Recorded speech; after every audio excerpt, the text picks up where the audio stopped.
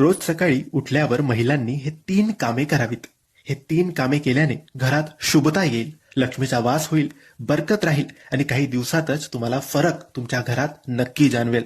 आरोग्य सगळ्यांचे चांगले राहील, सर्व कामं पूर्ण होतील आणि कोणतेही विघ्न, अडथळा, दुःख, दरिद्री, गरिबी घरात प्रवेश करणार नाही. महिला ही त्या घराची लक्ष्मी असते. तिने केलेले प्रत्येक कार्य हे त्या घराला फलदायी असते. आता हे 3 कामं कोणती? तर महिलांनी सकाळी उठल्यावर अंघोळ झाल्यानंतर सगळ्यात आधी सूर्याला अर्घ्य द्यावे. सूर्याला अर्घ्य दिल्यानंतर दुसरं काम करायचं आहे तुळशी मातेचं पूजन. तिथे 1 तांब्या पाणी अर्पण करायचं आणि तुळशी मातेचं पूजन करायचं. हे दुसरं काम.